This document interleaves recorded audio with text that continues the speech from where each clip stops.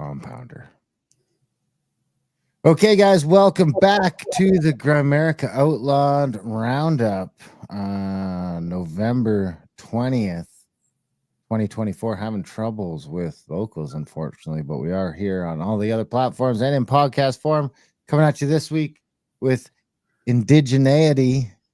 And where are the vegan COPs or cops? COPs. Well, I mean, I kind of fibbed a little bit in the title. You know, it's COPs or POCs. COP, but not cop as in cop. You know, as in people of climate color. Change cop.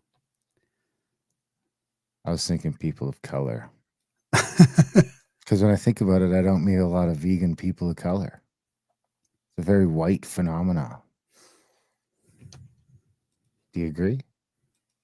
Why don't you ask your AI assistant what the breakdown is? Oh my God, that's pretty interesting. Yeah, I bet you're percentage of vegans are white. I think you're right on the nose on that. 85. Well, no. It's either that or Indian as well. I mean, the Indians are involved. Indians don't count. Nah, they're vegetarians, not vegans. Oh, sorry. Right. Yeah. I don't know what they're eating that's not vegan, but something, right? Something. Yeah. What do they eat? Eggs? Oh, you know what? I didn't update the RTMP. Do Indians eat eggs?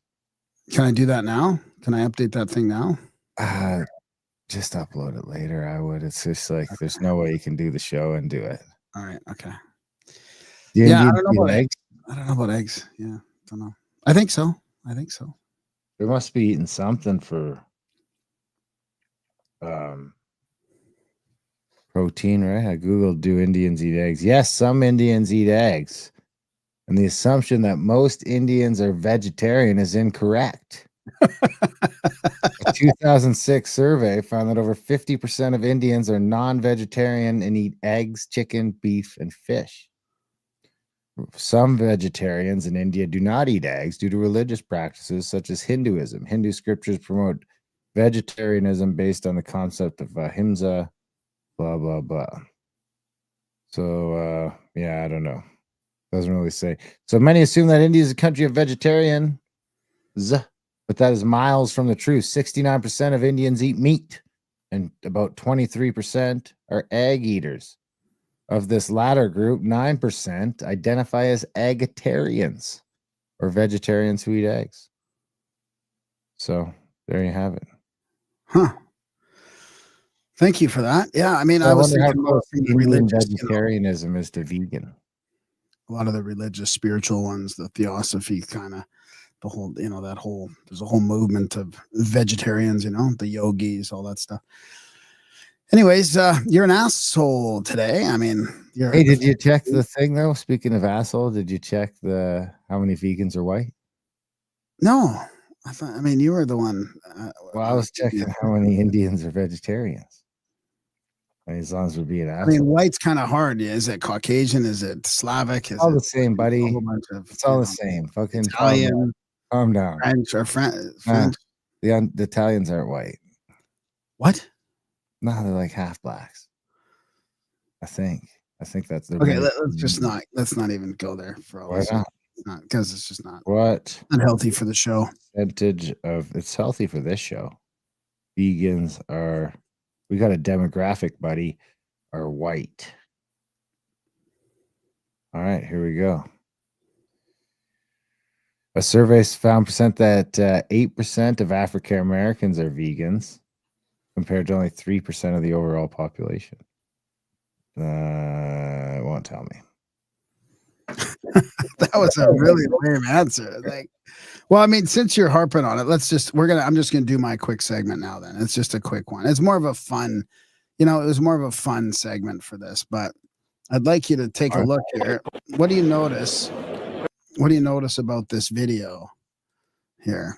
Let's see if you notice about this video. There is a line at Cop 29's food court for the shit, there's a guy narrating it. I forgot. Buffet serving meat, another buffet serving meat, and here is the vegan only restaurant. Doesn't quite look like the same amount of interest by the UN delegation here.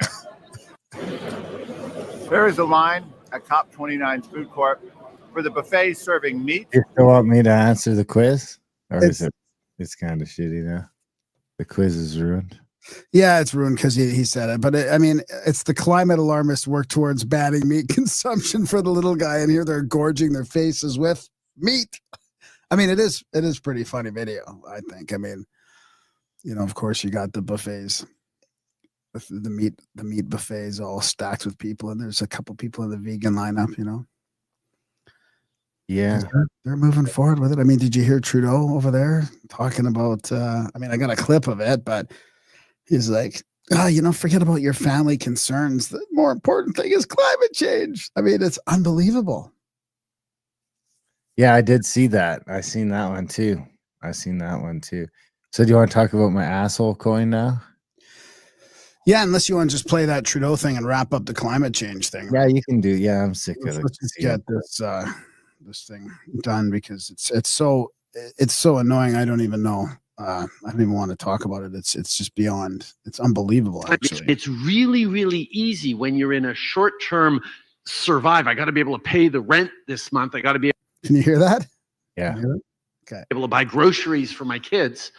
To say, okay, let's put climate change as a slightly lower priority. And that's something that's instinctive. When the storm comes, you want to hunker down and just sort of huddle up and wait for it to blow over.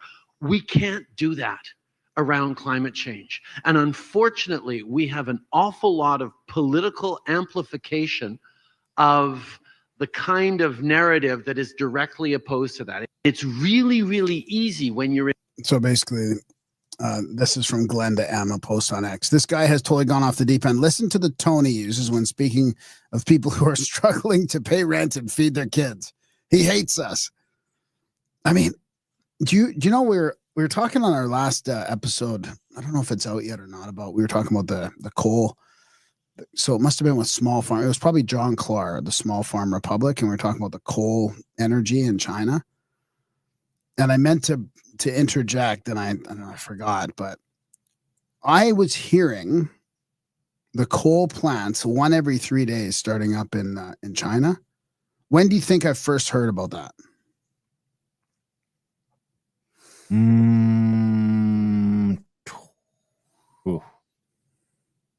8 months ago. 2009. It was probably NPR. It was like when I used to listen to NPR Do you know that I used to listen to NPR podcasts? Explains a lot. CBC and CBC podcasts. Okay. Yeah, I do actually remember that. 2008, 2009. The Skeptic's Guide to the Universe. Yeah, that type of stuff, you know, but they were talking about it back then. It was that this has been going on for that long. If it's true, like I'm assuming that they had, you know, scientific data back then about how often China was starting up a coal-fired power plant. It was once a week. Coal mine. Was it a coal mine? Creating coal mine or coal-fired power plants? I can't remember now. Here it's one a week. Yeah, right, so it used to be one. So it used to be one every 3 days. Now it's one a week. But that's over what, 15 years, right? 15 years? Yeah, 15 years ago. Yes, that's like it's probably more than that because that's only like 600 or 700 plants. No, 3 a week. So 3 weeks, 150 a year, 50 and 110 years, plus another 750. So about like 2,200. Yeah. That's not even a lot. I bet when you say it like that, it doesn't even seem like a lot. When you got like 2 billion people, that's nothing. Yeah. You need more than that. So yeah, I got called an asshole in the drive-thru, and I still can't tell if it's a term of endearment or, I mean, I don't give a fuck what it is, but I can't tell if it was given to me. In what context it was given to me is. Tell me what you asshole or yeah asshole. Tell me how it happened. I was just in the drive-thru waiting for my food at Triple O's by the old shop. Were you there when the Triple O's went in down by the car wash? Sharky's car wash there? Yeah, I think, I was, yeah. Anyway, they got a good fish and chip. I was like, why isn't there more Triple O's around? Because they're really good burgers. Yeah, they got a good fish and chips. So I pop in there every once in a while for fish and chips. And I went there today. And I was waiting. It takes a minute. And it's not like fast food. It's not fast food. It's like slow fast food. Like Peter's driving where you gotta wait fucking 5 minutes, 10 minutes. But anyway, I was waiting for my food. And someone approached my window, which was down, and kind of caught me off guard. Like, hey. He's like, hey man, I just wanted to give you this coin for the stick. It's for the stickers on your truck. I said, thanks. And I rolled up my window. And the coin says, I mean, I sent you a picture. I don't have the coin on me. It's in my truck. I put it on my dash. But it says certified asshole. Is that what it is? I think it's certified asshole. And then it's got some nice, I mean, it's a very well-made coin. I mean, it looks professional. It looks like legit. I found Like, the website. It's $36. $36. So this is the interesting thing is somebody paid $36 to call you an asshole. I mean, would he be considered an asshole for doing that to people? Calling them assholes because of stickers? Because of your opinion on what? Like eat a dick instead of coexist? You know, I mean, that's kind of funny. It's not. But I mean, it could be your gun. You could be like protected by Smith and Wesson that makes you an asshole. But I mean, either way, that's pretty judgy. That one. But it's pretty judgy, isn't it? I mean, fringe minority might be you might be considered an asshole for having your fringe minority plate. I don't know if that's installed on your have truck. that one. I have the fringe minority. I have live free or die. I have come and take it. So I have the eat a dick one. You know, made out of the coexist letters. Yeah. And then I have be good to people. So it's pretty judgy. I mean, it's pretty judgy. Like, I wonder if he would have turned you in if he knew that you didn't want to partake in certain medical procedures back in 2021, you know? So do you think it was oh, that's not the right one. Do you think it was there's some Masonic symbolism in there too. So it's got a hand with a middle finger. No, that's not it. There is some Masonic symbolism. The other one. But yeah, it's this. That is this one. Yeah. So it says whoever possesses this coin is certified an asshole, an official asshole by Team ZFG and the International Council of Zero Fucks. Zero Fuks Given. That's it. So the website is zerofuckscoin.com. And it says official asshole. So does this guy give me? Is he calling me an asshole? I think it's endearing. Am I supposed to pay this forward? Is this like, I mean, it's almost like a high five. So this was given to me in a high five thing. If you're going around doing that to a lot of people, it gets pretty expensive at $36 a pop. So are you am I supposed to give it to another asshole? Yeah, maybe. Like if I see just someone that his voice like did he sound kind of like he seemed like a nice guy? He seemed like a nice guy. Oh, well, maybe it was an endearing thing then. I mean, you know, because I'm kind of used at this point, I'm kind of used to dealing with people like being nice to you, you know, as opposed to, and I'm used to people being mean, being a dick to you too. So I can kind of dictate those two things, you know, between the work and the fucking events and everything else. I can kind of dictate those two. And he seemed like a nice guy. He seemed nice. That's like what Shauna said. And I was like, you seem nice enough. It wasn't like, here, buddy. It was like, hey, man, this is for your stickers. I was like, I don't know. I mean, here's what makes me think that the Zero Fucks Given one is like, it's almost like it's like this belongs to this guy. Like Darren's got zero fucks given, right? Because you're putting all that on your truck. You don't give a shit what people think, obviously, right? So am I supposed to give it to someone else, or do I keep it, or how does this work? Does this guy have 100 of these coins? Was it given to him because he did something and I'm supposed to give it to someone else? I don't know. Maybe folklore behind this website about paying the asshole forward. I didn't. I gotta pull it back up. So let's see. Zero Fucks coin. Now you can literally give zero fucks, flying fucks, shits, rats, asses, and your own 2 cents with these awesome tokens of appreciation. So there you have it. It's a token of appreciation. There doesn't seem to be There's a go I mean, fuck yourself coin. I feel like you got to take a picture of it and put it up as your background or something, or like have it on your display somewhere. Oh, here we go. Frequently asked questions. All right. Zero fucks given isn't just a saying or a meme. It's a fucking lifestyle. And we're about it. As a matter of fact, there is very little in this world that we actually give a fuck about. That being said, we do care about our customers and delivering an awesome product with kick-ass customer service. As we say around these parts, we give a fuck now, so you can give zero fucks later. If you're looking for returns, exchanges, blah, blah, blah. All right, here we go. These coins are awesome. Are they for real? Thanks, and you bet they're real. They're probably the realest coins you'll ever own. Why did you invent zero fucks coins? The crazy world is filled with dumbasses and assholes, and we believe we are greatly outnumbered by them. So we invented and created zero fucks coins as a way to arm the citizens of Earth with a way to defend themselves from these jackasses. If a picture is worth 1,000 words, then handing out these coins is surely worth zero fucks. Why do people buy zero fucks given coins? First and foremost, dishing them out makes for a great way to deal with the above-mentioned dumbasses and assholes, as well as whiny friends, stupid bosses, annoying co-workers, drunken strangers, significant others, as well as your average run-of-the-mill dickheads. Aside from shutting up those jerks, these coins make for great gag gifts, stocking stuffers, collector's coins, and putting smiles on people's faces. They really can brighten someone's day. Do you really hand these out? Fuck yeah, we do. They say actions speak louder than words. So why would you say go give zero fucks when you can literally give zero fucks? Handing out these coins is equivalent to shouting fuck you at the top of your lungs into a megaphone directly into someone's ear.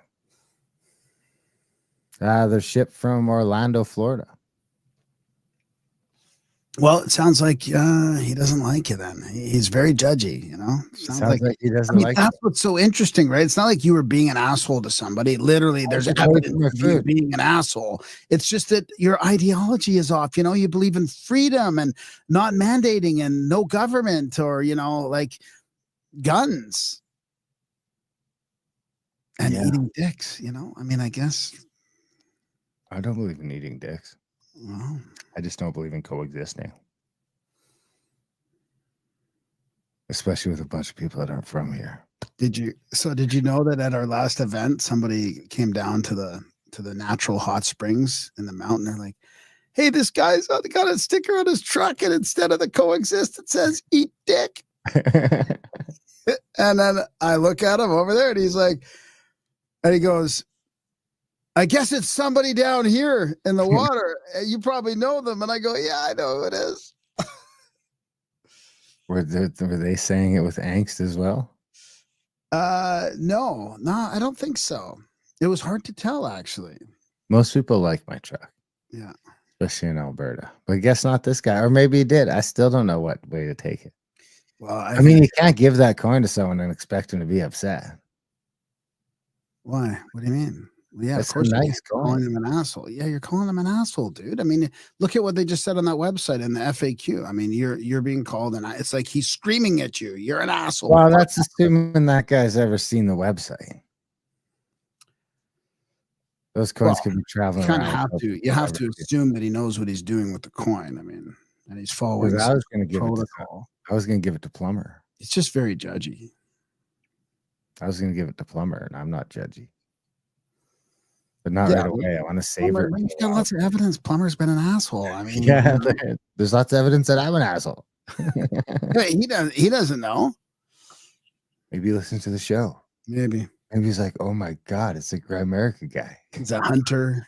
You know, he's definitely an asshole. Anyway, let's jump over to my turn. Yeah. You know what's interesting is this page actually even has the you notice a little DB Cooper caveat here? Oh, wow. That's on the National Post. Why the case of DB Cooper is still a great unsolved mystery. It is solved. It was Richard Floyd McCoy Jr., right? Rick McCoy Jr. Is that right? He's the third, right? Yeah, Rick McCoy. Yeah. No, Yeah. Junior was the actual father. Yeah, it was DB Cooper was Jr. Yeah. All right. Well, this one's for you, buddy. Where is it? Is this indigeneity? No, not yet. Oh, I mean, I don't think that's a word. So this is the interesting part. I'm like, I wonder if it's. I'm curious if it's racist or not. I'm not sure. I mean, I don't give a fuck. I just burst out laughing, but it might. Maybe we should just go to that one now that we're talking about it. Where is it? Ba-da-ba, not that one. I got so much stuff. It's can get. I'm not sure how to pronounce it or what it was. It's not a word. That's why. Is it like spontaneity? You tell me. You listen to me, and you tell me if you think. I mean, it's almost like I better not say it, but I was going to say like jiggerish, but with a different letter. That's what this reminds me of.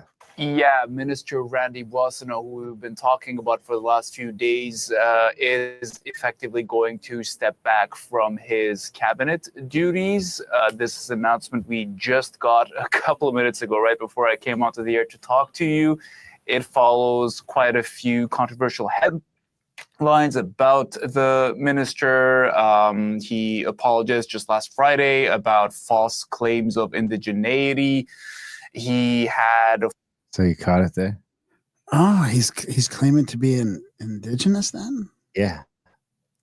But I just thought the word like indigeneity, is that a word? Well, they're making it a word. I mean, yeah. Is that like saying jewelry or like? So he's false claims. So like this is like what's her name? This is the guy who said he was an Indian. He was like even like 164th, like what's her name, and down the yeah, state, something like that. And he was wearing like showing up in like Indian suits and saying he had an Indian-owned business and got a bunch of contracts. Cultural appropriation. Oh, which kind of Indian? Feather. Did you hear the new one? Yeah, it's Nation, not reservation. Yeah. So he would be reservation. He said he was a reservation Indian and got a bunch of those indigenous contracts that we should be getting. Well, geez, yeah. I mean, if he can get them, I'm sure you can get them. You're an actual indigenous. I mean, you're an business. asshole indigenous person too. I mean, I'm a BIPOC. Like Tupac. Should I keep playing the rest? I mean, yeah, sure, yeah. Indigeneity. What do you think of my indigeneity, Graham? How much indigeneity do you have? Assholey. Indigeneity. I'm gonna play it again. I was like, that's not a fucking word. It's like he's mixing it up with indigenuity. Just last Friday about false claims of indigenous back from his. Whoops. We are now joined by. What the fuck? Oh boy. There we go.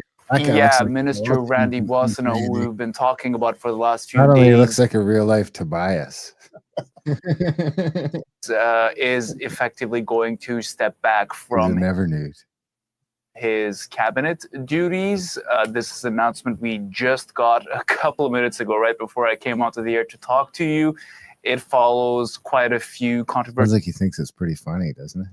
Well, it's a laugh tell, maybe. Yeah. Meaning what? Meaning he's like there's a lie in there somewhere. Headlines. What about what's that? I mean, watch this couple of seconds here from the laugh to the like. Yeah. I mean, it's like a fucking cartoon character. Yeah. It follows quite a few controversial headlines about the minister. He apologized just last Friday about false claims of indigeneity. He had, of course, previously said his grandmother was Cree. He'd also sat on the Liberal Indigenous Caucus, though more recently he'd clarified that that was as an ally, not as someone who was Indigenous. And of course, the reason why all of that mattered was because he used to be involved in a company that had tried accessing government funds through a program that's meant for Indigenous-owned companies to get to that money, that allocation of funds. And if anybody knows how we can get some of this Indigenous money as an Indigenous owned company. I own 51% of the company, so we're majority Indian owned. So we need a check from, if Boysonet can get a check, I feel like we can. Like $100,000 for the arts. And so that had become controversial on its own.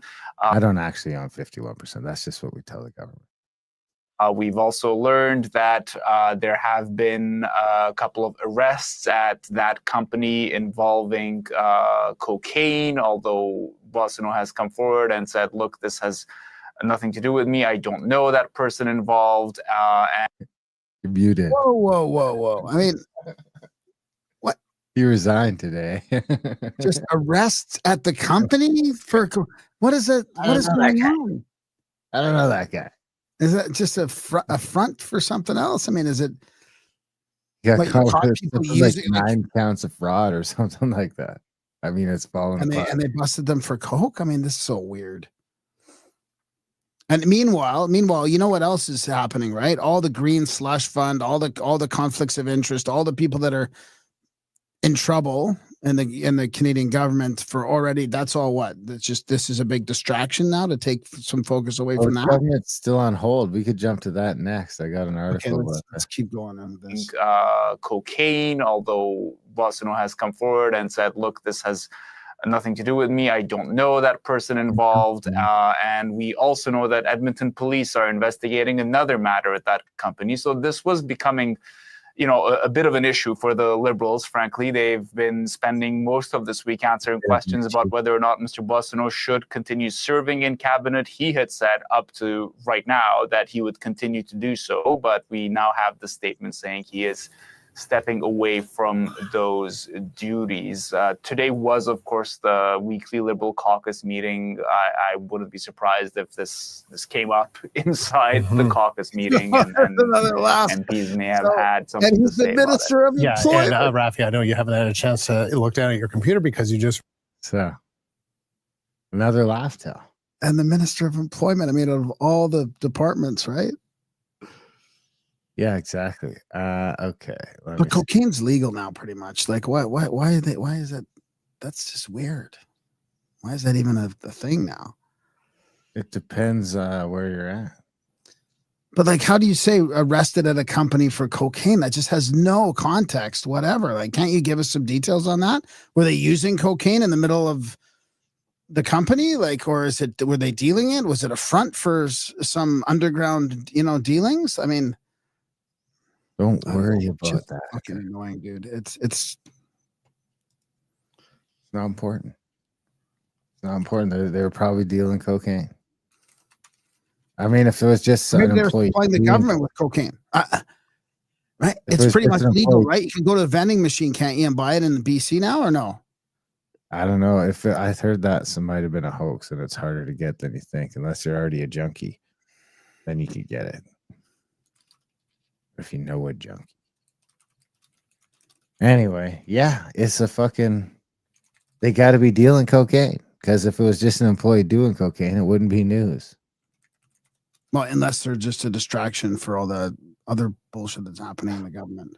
For all the pedophilia. Parliament on the road to an unprecedented confidence crisis, but there are off-ramps. Because we were talking about this last week, how there's been like, I think the Liberals still aren't allowed to bring any legislation forward. They're still on hold until they issue this legislation. They're supposed to release the, not the legislation, the files. They have to release some files that are going to prove some corruption. And they're just not doing it.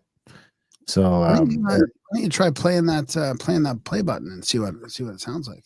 That's just somebody reading that for you, right? Instead. Parliament on the road to an unprecedented confidence crisis, but there are off-ramps. If no political party is willing to say uncle, the drawn-out stalemate in the House of Commons is heading for an unprecedented situation that could amount to a tacit lack of confidence in the government, without anyone in Parliament casting a vote.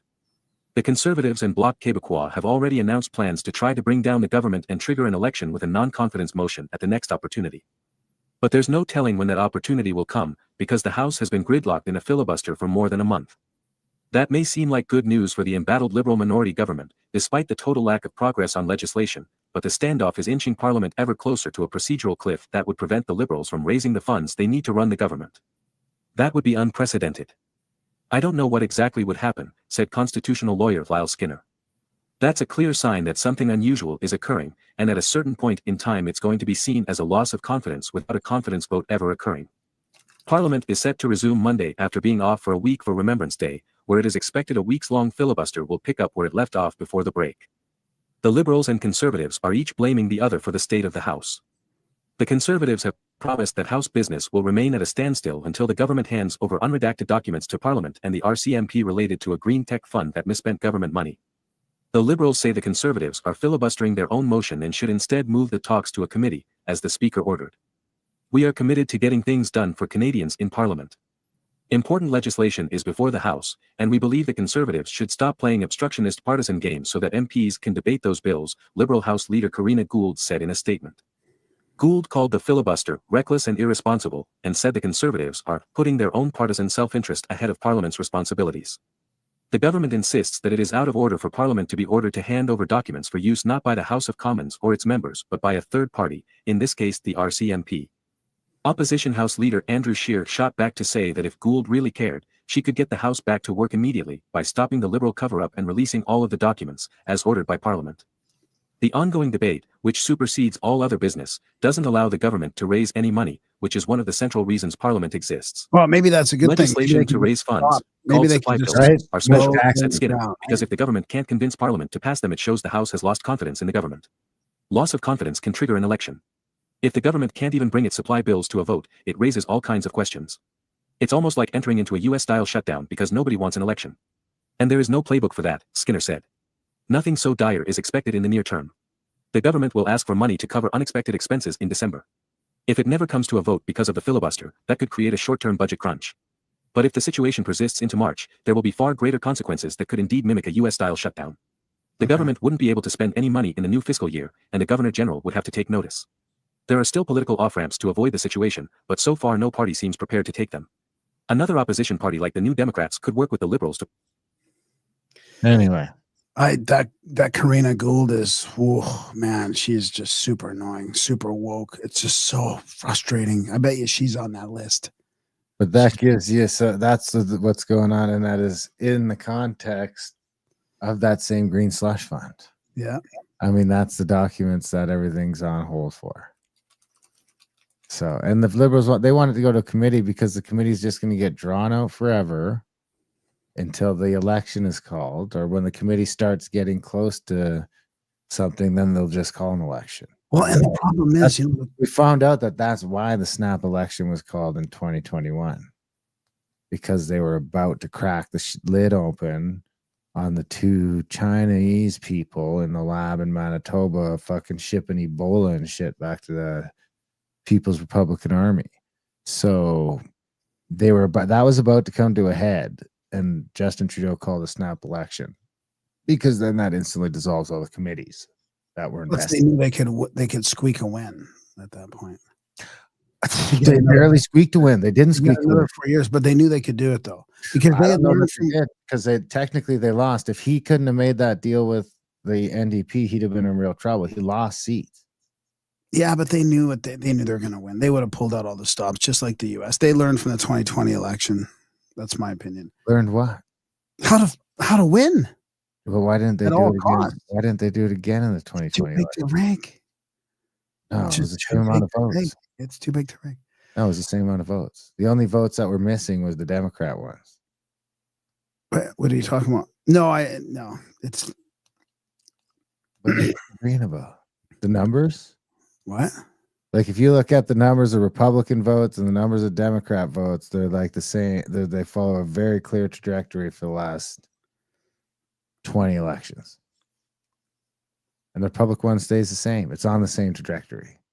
So it hasn't gotten bigger. There weren't more votes for Trump. Yeah, but he won in all the different types of demographics, though, right? I mean, that's what's weird. There's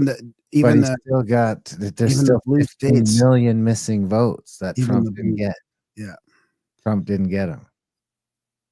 So just 15 million people just stayed home. Well, no, we know what 15 happened. million With fake all that, right? votes. We know what happened with all that, but that's just part of it. Anyways, They didn't cheat this time for some reason. Because everybody had eyes on them. They were watching, you know, and I think it was too big. It was the blacks and the Latinos in the inner city vote counting offices. So, I think he was risking losing power just to make sure that somebody didn't go to jail. We just don't know who yet. And I don't think we'll find out, because I think that they're going to call an election again before any of these committees come to a head on anything. But the interesting thing is that I think here's another factor that I don't think gets talked about a lot, is Justin Trudeau's at COP 29. Is that the one that we're just watching the video on? COP 29. I mean, the whole climate change thing, like they're hanging on by a thread right now, especially with what's happening in the States. There's a lot of scientists that are now coming forward and pushing back on this whole thing. They're hiding the past. They're toast.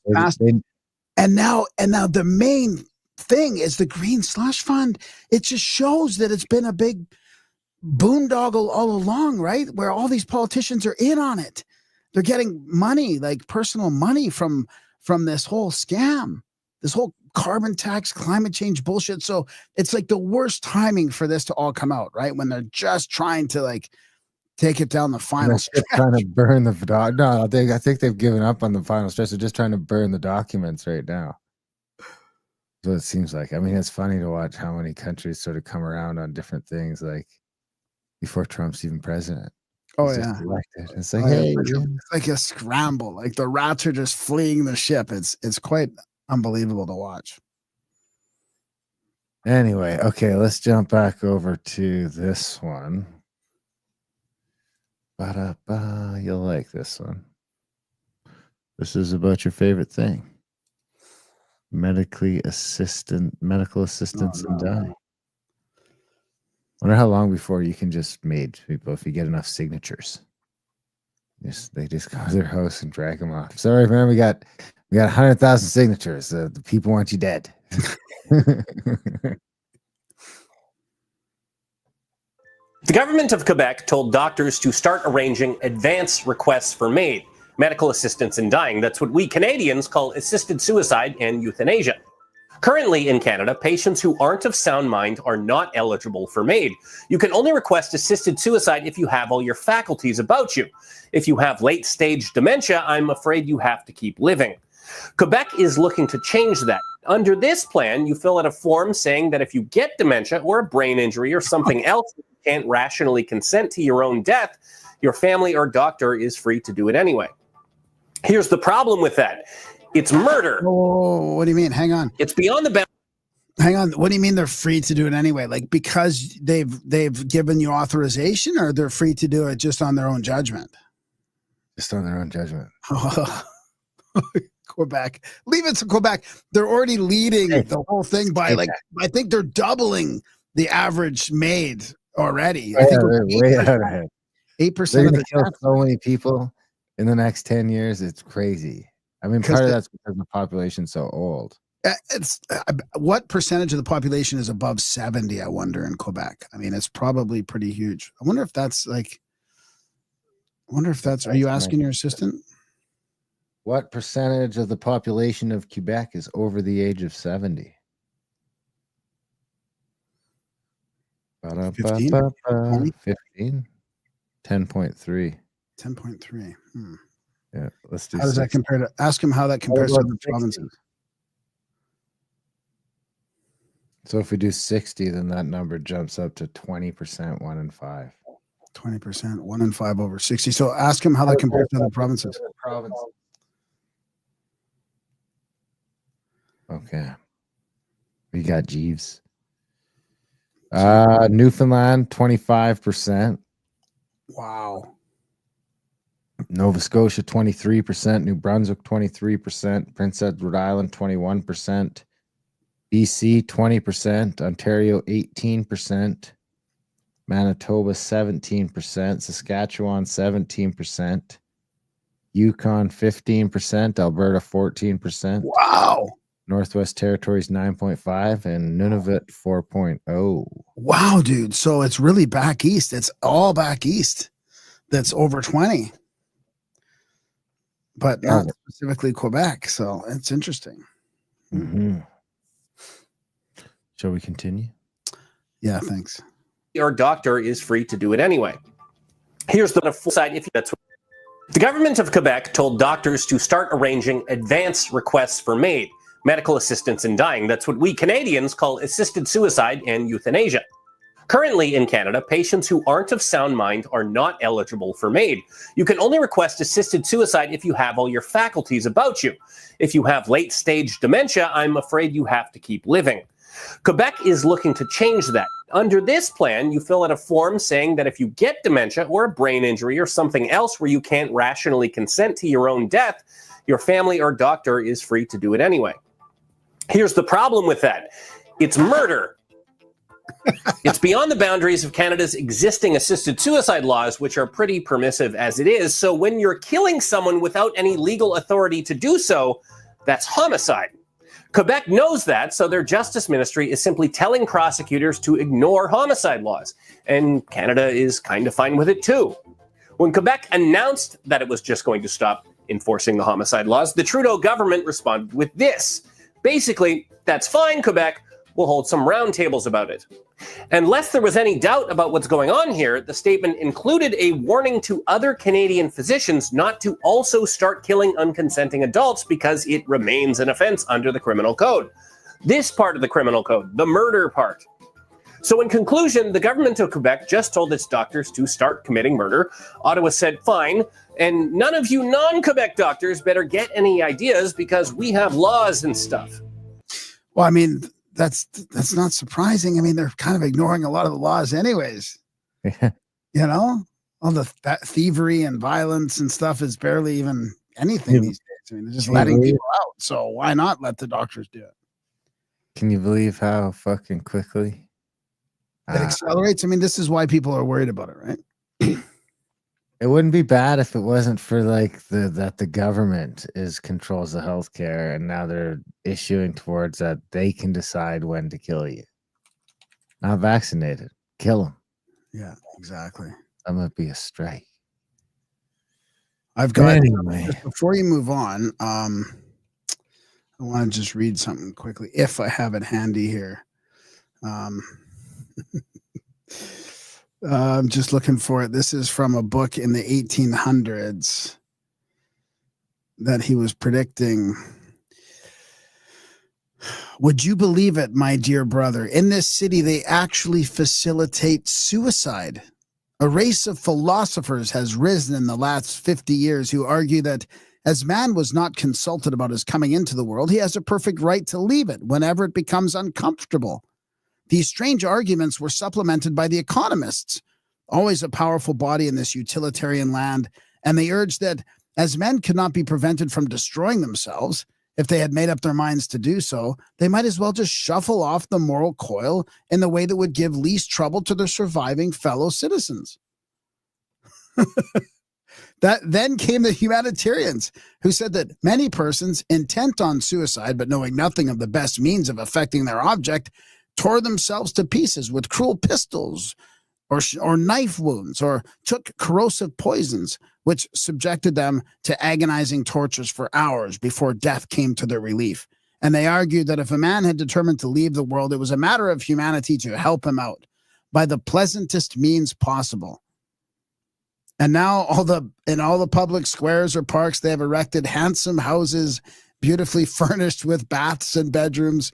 If a man has decided to die, he goes there.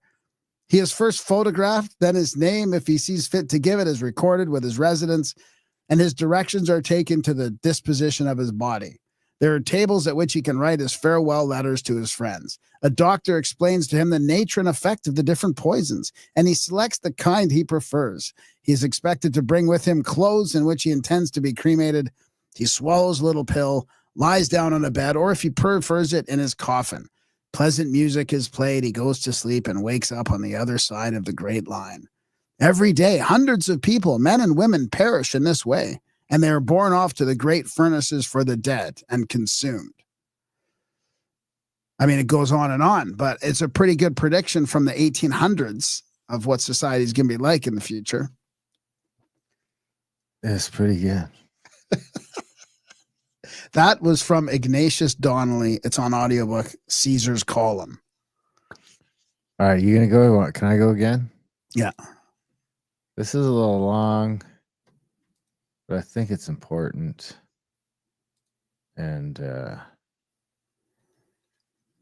I just think it's worth playing because we kind of take it for granted, I think, but maybe a lot of people might not know this stuff. This is how the US and NATO provoke the war in Ukraine. Oh, boy. Let me just explain in 2 minutes the Ukraine war. This is not an attack by Putin on Ukraine in the way that we are told every day.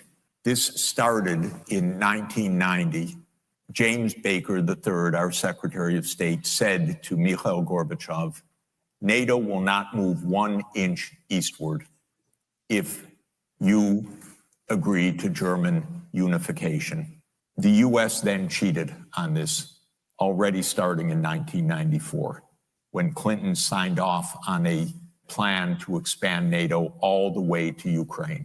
This is when the so-called neocons took power. The expansion of NATO started in 1999 with Poland, Hungary, and Czech Republic.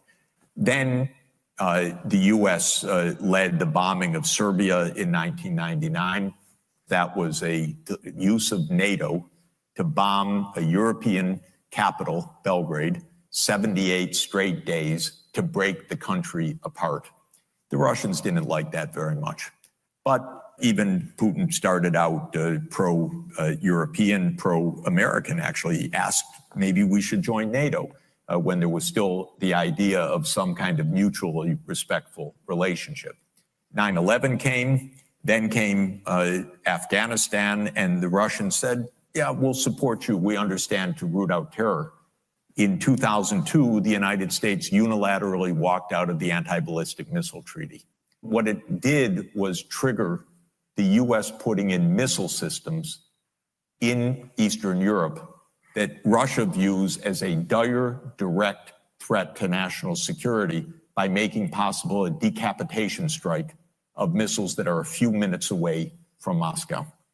In 2004-05, we engaged in a soft regime change operation in Ukraine, the so-called first color revolution.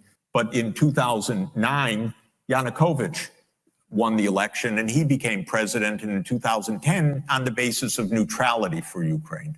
So in February 22nd, 2014, the United States participated actively in the overthrow of Yanukovych. They intercepted a really ugly call between Victoria Nuland and the US ambassador to Ukraine, Jeffrey Piat, who's a senior State Department official till today. And they talked about regime change. So they made the new government. The US then said, okay, now NATO's really going to enlarge. And Putin kept saying, stop. You promised no NATO enlargement. Estonia, Latvia, Lithuania, Bulgaria, Romania, Slovakia, Slovenia, 7 more countries in the not 1 inch eastward. On December 15th, 2021, Putin put on the table a draft Russia-US security agreement. The basis of it is no NATO enlargement. The special military operation started, and 5 days later, Zelensky says, okay, neutrality. And then the United States and Britain said, no way. You guys fight on. We got your back. We don't have your front. You're all going to die. But we got your back. That's 600,000 deaths now of Ukrainians since Boris Johnson flew to Kyiv to tell them to be brave. Absolutely ghastly. We have to understand we're not dealing with, as we're told every day, with this madman like Hitler. This is complete bogus, fake history that is a purely PR narrative of the US government We're playing games here. So God forbid a nuclear power comes at us. I don't know what's going to happen. Let me just explain in 2 minutes the Ukraine war. Oh, what the hell? This is not an attack by. Can't stop it. Can't stop it. Yeah, I'm gonna have to shut the whole thing down. Yeah, that's interesting. Yeah, it's a good one. That one even goes back a little further than the, just the coup and all that. I mean, yeah, 1990, dude. I mean, that's when, things were really changing, right? the Germany and, Metallica playing in Moscow or in Russia, for 1 million people or whatever, and the wall coming down and the Scorpions with their Gorky Park and all that. It's pretty interesting. what a wild time to be alive. Yeah. The last event that we had, I had Chris in my truck, who was in Berlin when the wall came down. Wow. Yeah, on active duty. I was Wow. like, I had him telling me stories. It sounds just fucking wild. Yeah. Yeah, going back and seeing people that hadn't seen each other in 20, 30 years said it was really something else. Yeah. It's like one of those rare moments in human history to be a part of, Yeah. All right, what you got?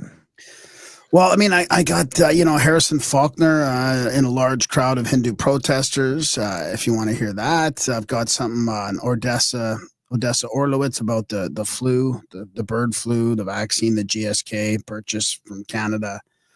I got some corruption in the Canadian government spending, or I shouldn't say corruption, just that they're spending. Well, actually, it would be a level of corruption, I guess. The Telesat, $2 billion. I've got a thing on that. Do you want me to play that? So, your choice on those.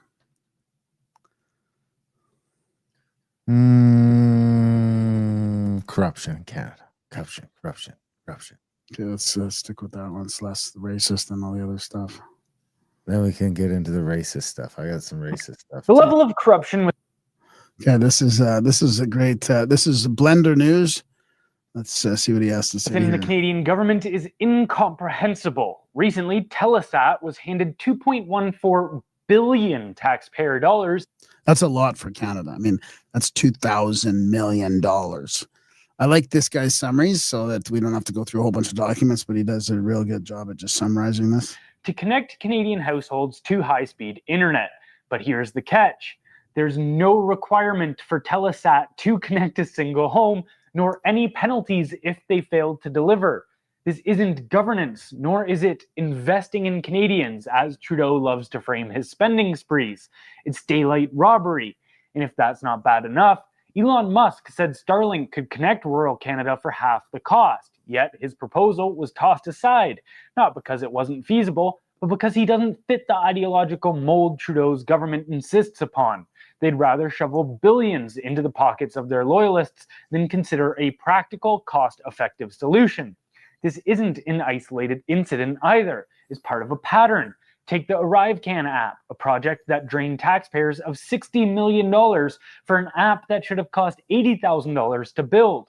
Or the Green Slush Fund, where nearly a third of its billion-dollar budget was funneled into projects mirrored in conflicts of interest. Trudeau's government has mastered the art of siphoning taxpayer money, with the only difference between them and common criminals being the suits and titles they wear while robbing Canadians blind. People deserve to be behind bars for this. This isn't just corruption. It's an open display of contempt for the people of Canada. When government policy devolves into a tool for cronyism, we're no longer in a democracy but a soft tier. What happened? Shelter and clothing combined, only to see their money squandered and stolen while they're expected to bow and say thanks in return. Yeah, good one, eh? Yeah, I like it. You want me to keep going then, or get into this protest? Yeah, okay, keep going. This is Faulkner. He, honestly, what do you think? Have you been following him at all? No, I don't know who this is. Pretty interesting. He's It's from hunting True season. He's I from follow True him North. just enough to be relevant. What? I said it's hunting season. I'm following just enough to be relevant. Yeah. This is he asked the large crowd of Hindu protesters in Brampton tonight why they decided to block traffic and intimidate local police officers. This is what happened. This is pretty interesting. This is probably this is a couple weeks ago now, almost 2 weeks ago. You know what I was thinking? It's too bad Buddy didn't come up to my truck like 2 days ago when I still had a full 54-gallon garbage can full of goose carcasses in the back of my truck. Yeah. Yesterday, Khalistani people, they attack on our temple. We want arrest for those people, idiot people who entered our temple. That is definitely a dot, not a feather. We want the justice for the Khalistani. The Khalistani people attacked the temple, right? And now they're people, but the people in here are like, don't talk to him. He's going to print this stuff. Get him the fuck out of here. All of them. I want him out. Khalistani's out. What's that? I want them all out. Him, Khalistani. No. Just listen to what Khalistanis. Government, awake the public, right? We Hindu all together. What do you make of the Trudeau government's response? Yeah, we want they should be charged. That's why we block. Police should be charged them. We are protesting against the Peel police. The way how they behaved with us, they entered the temple premises and they are partial. Yeah, they are impartial. The police is impartial. So we are showing our anger towards the police. How they behaved yesterday. We have a picture of the police officer. So doesn't the free speech count for us? Doesn't it the free speech? So you hear what he's saying, buddy? So he's saying like he's saying the police are impartial. Now I don't know if that's the right. I think they're supposed to say the police are partial. I mean, who cares? I think they're partial, but the point is that they guess they got their temple attacked and the police they're not doing anything about it. So like, well, is there not free speech? Or are we not allowed to say that they are impartial? He's upset that they're not taking their side. Speech work for us? Because I mean, those Khalistanis seem like fucking terrorists. But so do these guys. So I mean, these guys, the one guy's going fucking nuts. Yeah, but they're complaining about the police coming in, aren't they? No. Well, they're blocking roads, and this is a protest against the police on how they handled the attack on the temple. Why do you want these people blocking the roads, man? What's with all these roads? I don't want these people blocking the roads. I know. I know.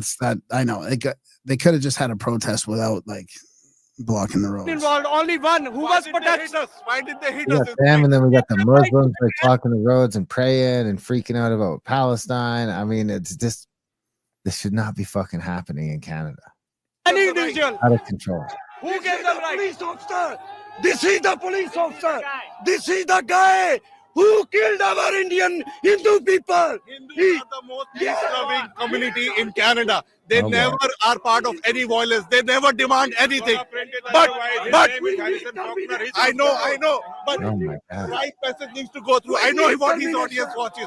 I know. But he has to show what I am talking about. Yes, he's the Indian. So they're saying like this reporter, you gotta be careful. He wants us out of Canada. All this kind of stuff. And Harrison, he's got some fucking kahunas. I'll give him that. Oh, he just stays there, just focused on them. He lets people.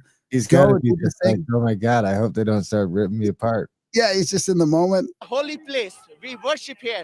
Like when they're going to enter in a church, how are you going to react? Well, I think it's wrong. It's wrong. I think it's wrong. That's why we are here. They enter inside the temple to attack us. From Canada. He wants Hindu to be out from Canada, He's the guy. Have you ever seen any Hindus protesting outside, out of there, without any reason? We were attacked yesterday. Our temple was attacked. Attacking a whole Yes, sir.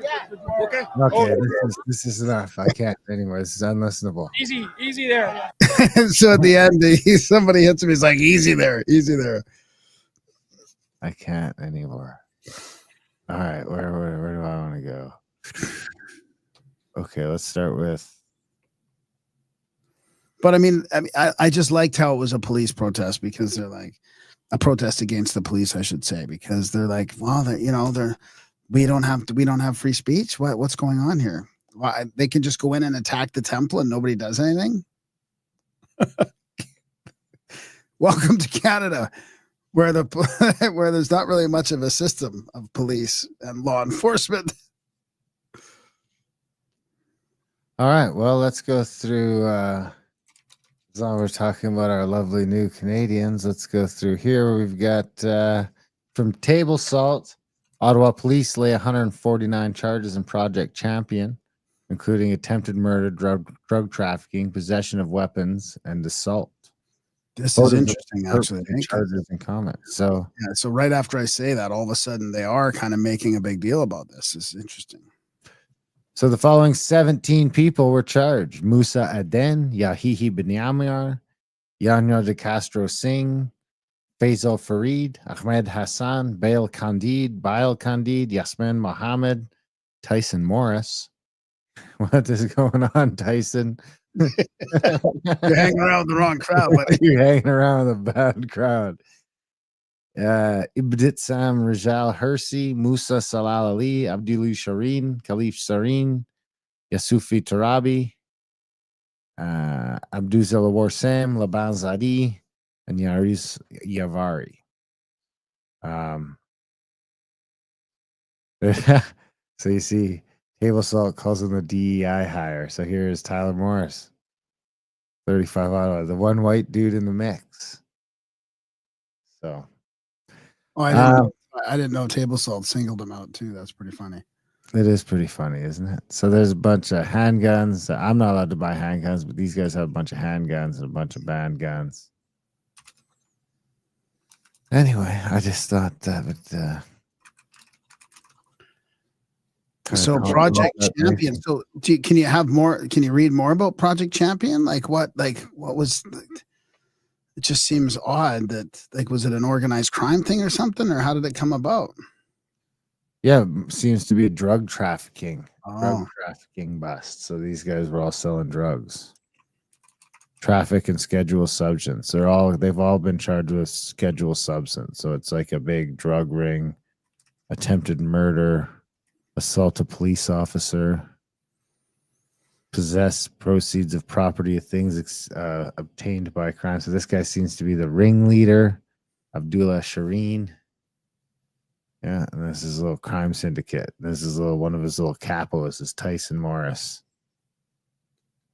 So contravening the Firearms Act, real shame. As long as we're on the subject of foreigners, let's jump over to 10,000 school acceptance letters used by foreign students may be fake. Immigration Department. Thousands of university and college acceptance letters used by foreign students applying to study in Canada this year may be fake. An official with Immigration, Refugees, and Citizenship Canada said at the Common Citizen and Immigration Committee meeting. No shit, Sherlock. What? Ronyan May, Director General of the International Students Branch, told the committee on November 7th that more than 10,000 letters could not be verified by the IRCC and are potentially fraudulent. The committee is reviewing a new system of verifying post-secondary acceptance letters introduced last year, and early signs are that the new process is working. The IRCC reviewed about 500,000 university and college applications and their attached Canadian school acceptance letters, she said. While 93% of acceptance letters were verified, more than 10,000 are still being analyzed and are potentially fraud. So you can just, you know how we were like making fake test papers and stuff during COVID? You could just make a fake thing that says well, come on, you could take the fifth. You could just make a fake I'm accepted to college letter and get into the country. Yeah. Oh, yeah. I mean, they reviewed 500. If they're telling us 10,000 and they only checked 5,000, there's 800,000 last year. No, they checked 500,000, they said. Yeah, so they reviewed 500,000. It's hard to believe. 800,000 just in 1 year. So, 500,000 is a drop in the bucket over the last. There's probably 5 million of those over the last. Times that by 10, so 100,000. And I feel like if you're making a fake acceptance letter, you're coming here for unsavory purposes. Maybe to hang out with the fucking Singh drug trafficking gang up there, or that's cause trouble. That's the problem. Cause trouble with all this stuff. I mean, as near as I can tell, it's like they want to take over part of here to make Khalistan. Yeah, and they can go home and make that shit up north or something. North India, not North Canada. I said we could never go traveling in another country committing crimes. I mean, are you kidding me? When I was traveling around Europe and the Middle East, I was super hyper aware of like getting caught from any kind of like thing. You'd be sent home. The announcement came after more than 807,000 study permits were issued in 2022, up 190,000 from 2021. 190,000. So even 2021 was would have been what, like 620,000. The new target for foreign student permits will reduce to 437,000 for 2025 and 20. I mean, how do we even fit this many students? How could we fit 1% of the population? 1% of the population in our just cram into our schools. I mean, do we not have any fucking white kids to go to school? Not white kids, all sorts of kids, Indian kids, black kids. There's all sorts of traditional Canadians that aren't white. Wouldn't you agree? Well, it's not real school, Darren. I mean, it's a strip mall. We should start a fucking diploma mill. What could we get a diploma in? What could we teach? What could we get a certificate to certificate people in real cheap? Maybe just English. We teach English. What about hunting? Like dressing deer. Man, did you see? I should have faked the story, but now these fuckers are getting caught poaching all over the place. Oh yeah, I saw that too. Yeah, it's a big poaching problem. So anyway,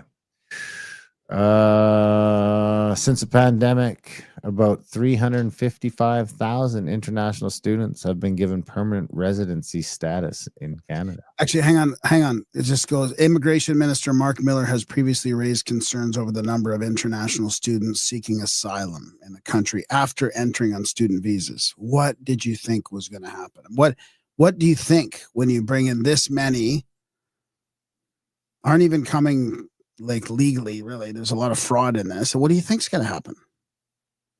Yeah, it's mind-boggling. Okay, I gotta play this because it's gonna be. I gotta lighten the load a little bit here. You ever heard of a Tiddy Bear? A Tiddy Bear? Yeah, Tiddy, not TT. Tiddy. I have one. Do you? Yeah, I married her. Does it help with your seatbelt? Helps with all sorts of stuff. Okay, this is going back a little ways. I'm going to take you back to commercials in 1992. My Tiddy Bear was just bitching at me today about my seatbelt because I forgot to take out my fake seatbelts out of the truck. So when she got in to drive it, she noticed I was in, and then she called me to bitch at me for not wearing my seatbelt. So I get that too, and I hate wearing my seatbelt. We're just going around town, like we're just in town. Like what you are can order the fake ones off Amazon for $8. Oh my god! So it doesn't ding. Oh, so what? So it stops a little dinging? thing like this big that you click in your seatbelt, so your truck thinks you have your seatbelt on. And if you got in an accident, it'll tell the government that you had your seatbelt on. Are you sure that's what stops the dinging? It's that little clicker. I have a bunch of them, man. I'm definitely sure. I use them for hunting all the time. Because normally I'll just wear my seatbelt. If I'm driving down the highway, it's not a pain in the ass. But there's certain times when it's a pain in the ass. If I'm going to be in and out of my truck 5 or 6 times, or especially when I'm hunting, I used to do it up behind myself all the time. But then it's kind of weird because it's pulling the buckle over into your back a little bit. So I just bought these fake ones and I just stick them in there. Oh, dude, that's a great idea. Thanks. Well, I mean, I guess you just would have had. We don't have these things now, but back in '92, you just buy a Tiddy Bear, dude. So this is from Brian Romelli or Roamel. He's doing VHS archaeology. We enter some strata that just seems a bit out of place. In this specimen late night 1992 commercial, we find the bear in a new habitat. Operators are standing by. Just don't call the toll-free number. Does the shoulder strap in your car cut into your shoulder? When you travel, is your shoulder strap too tight and annoying? Introducing the Tiddy Bear. That's Tiddy Bear, the cute little guy that eliminates all those irritating shoulder strap problems. Designed to make driving more comfortable, the Tiddy Bear snaps onto your shoulder strap and moves up and down to eliminate uncomfortable pressure wherever you need it. And of course, they show it like twice being put in between the titties. My shoulder strap used to pull so tight I could hardly breathe. Now with the Tiddy Bear, I really enjoy traveling again. How With did a you find this bending content? swivel design, you can easily adjust the Tiddy Bear to work from either the driver's side, passenger seat, or infant car seat. And it fits on all makes and models. Tiddy Bear, son. Snap it on, slide it to where it relieves the pressure, and you're ready for a comfortable ride. The Tiddy Bear stays where you want it until you move it, and it's easy to slide out of the way when not in use. The cuddly Tiddy Bear is filled with soft, cushy beads, so it snuggles comfortably to your needs. Place it here, or anywhere you need to keep those irritating straps from digging in. My shoulder strap was always digging in, but the Tiddy Bear, it makes it comfortable for me to drive again. And of course, if for those on audio, you can just imagine where the Tiddy Bear is placed. The cuddly Tiddy Bear is so comfortable and convenient to use, your whole family will love it. Now you can have your own Tiddy Bear and eliminate those annoying shoulder strap pains. Call and order your Tiddy Bear right now. I mean, it reminds me of my little bear as a kid, actually. The face is very similar. You're a sick man, Dunlop. Well, I just want to Does light the things shoulder up. strap in your car cut into? That's definitely Graham content for sure. 1992. I miss those days. That's from the Graham Spank Bank 1992 mixtape.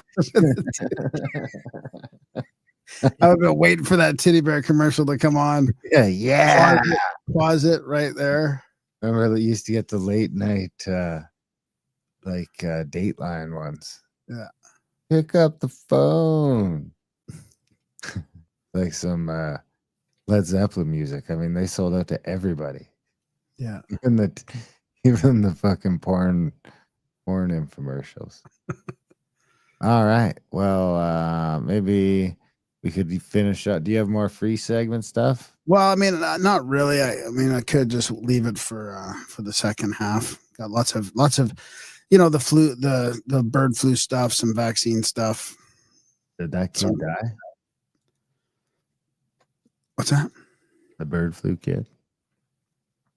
That was in critical condition. Was he? I don't know if it was a he. Anyway, I do have this.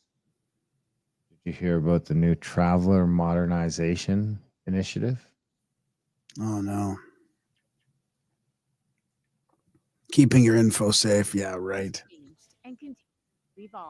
The Canada Border Services Agency is modernizing the border. We want to offer you a smoother and faster experience where you can complete your customs and immigration declaration in advance on your smartphone or a computer, where technology will quickly verify and confirm your identity and expedite your entry while keeping your personal information secure. These tools will help officers keep borders secure while reducing wait times, and our border officers will still be there to guide you every step of the way. This is your border experience, reimagined, safer, faster, better. We are working towards the border of the future. Are you sure that this is not like 10 years old? I mean, this is already in place. Like how can they automate it any more than it's already automated? I mean, we really don't have to do anything in there. They're missing the bigger picture. It's a right. Yeah. I noticed that. It's like ArriveCan, but it's called GS government. What is it? Acronym? There was an acronym on there. I'm not sure, but it is. It's ArriveCan basically, and pretty soon it'll be mandatory. So the next time they want to do something, the app will already be in place and mandatory instead of them trying to. Which I mean, is the way you want to do it. I mean. These people need to hire some people that know what the fuck they're doing. Well, people need smartphones, and that's the problem. Is that like you're forcing people to have it? There's a bunch of people that don't want phones. They don't have phones, so they can't. Too late for that. It's already too late for them. I know. It's like, I just watched a video the other day about someone trying to do like 30 days without a smartphone. Oh yeah. And not even from an addiction perspective, just from practicality. Can't get a cab, can't get an Uber, can't do fucking anything. No, dude, you can't apply to get a rent. You can't apply to You can't even find a phone to use if you need to call something because nobody has a phone. No, but it's not even that. You can't even apply to get a rental suite. You can't apply for jobs now. Everything is online now. You're toast. You're toast. So, all right. Well, I'm going to finish up with that for my free Free stuff. Oh shit. Oh yeah. I forgot that last link, didn't I? Do you have anything else? Finish this off. Not really. Oh, I just lost it. Hang on a sec. I mean, yeah, I could start playing Odessa's vaccine thing. Let's start playing that. Canada, I'm Odessa or Was that? I should shut it down. Yeah, and then shut it down. Yeah. America Outlaw.ca. If you want to get the extension of these, the second half of all the interviews and the extra episodes, all that kind of stuff, support us. $6 a month. You can't go wrong. America Outlawed.ca. Sign up today. to Liberty Talk Canada. I'm Odessa Orlowitz. Before I get into the main topic, which is the fact that back in May,